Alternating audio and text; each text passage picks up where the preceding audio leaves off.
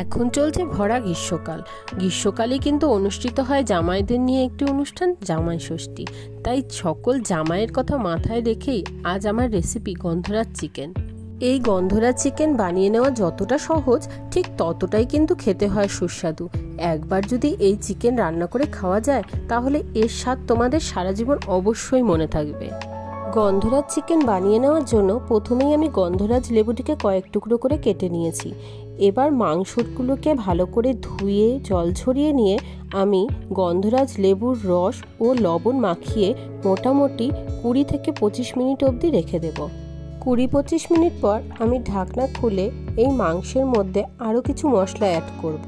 আমি প্রথমেই দিয়ে দেব একটি ডিম ভেঙে, এরপর দিয়ে দেব 2টো কুচনো পেঁয়াজ, দিয়ে দেব 1.5 চামচের মতো আদা বাটা, দিয়ে দেব হলুদ পরিমাণ মতো এবং 2 চামচ লাল লঙ্কার গুঁড়ো, সাথে দিয়ে দেব চেরা কয়েকটি কাঁচা লঙ্কা। সমস্ত মশলাগুলো মাংসের মধ্যে খুব ভালো করে মাখিয়ে রেখে আমি আরও 15 থেকে 20 মিনিট রেখে দেব ঢেকে। এই সময় আমি দারচিনি, এলাচ ও লবঙ্গ থেতো করে নেব। এবার গ্যাসে কড়াই বসিয়ে দেব আর কড়াইয়ে দিয়ে দেব সাদা তেল। এই রান্নাটা আমি সাদা তেলেই করব। এবার ফোড়ন দিয়ে দেব সেই থেতো করা এলাচ, দারচিনি ও লবঙ্গ। তারপর দিয়ে দেব ম্যারিনেট করা মাংসটা দিয়ে খুব ভালো করে নাড়াচাড়া করব হাই ফ্লেমে।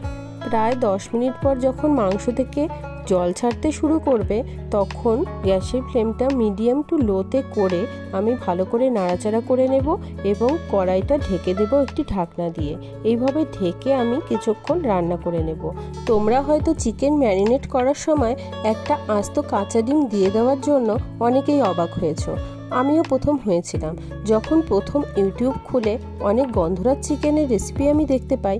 তার মধ্যে বেরাদের সিরিজের এই রেসিপিটা কিন্তু আমার একেবারেই আলাদা রেখেছে।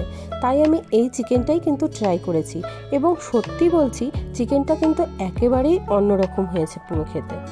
কথা বলতে বলতে মাংসটা পুরো কষিয়ে নেওয়া হয়ে গেছে আমার। দেখো, উপরে তেল ছাড়তেও শুরু করে দিয়েছে। এই পর্যায়ে আমি দিয়ে দেব 1 থেকে 1.5 গ্লাস জল দিয়ে ভালো করে ঝোলটাকে নাড়াচাড়া করে নিয়ে আমি দিয়ে দেব স্বাদ মতো মিষ্টি দিয়ে আমি লবণটাকেও চেক করে নেব। ম্যারিনেশনের সময় যদি লবণ কম হয়ে থাকে, তাহলে তোমরা সামান্য লবণ মেশাতে পারো। আমার এখানে একটু কম মনে হয়েছিল, আমি সামান্য লবণ মিশিয়ে দিয়েছি। দেখো, পুরো ঝোলটা যখন এই পর্যায়ে টেনে যাবে, তখন আমি এর ওপরে দিয়ে দেব আরও কিছুটা গন্ধরাজ লেবুর রস। ব্যাস, তৈরি হয়ে যাবে কিন্তু গন্ধরাজ চিকেন। আমি রিকোয়েস্ট করব আমার সকল ফ্রেন্ডকে, জামাই ষষ্ঠী হোক বা কোনো না কোনো সময় এই রেসিপিটা অবশ্যই তোমরা বানিয়ে খেও। তখন তোমাদেরও বলতে হবে অসাধারণ।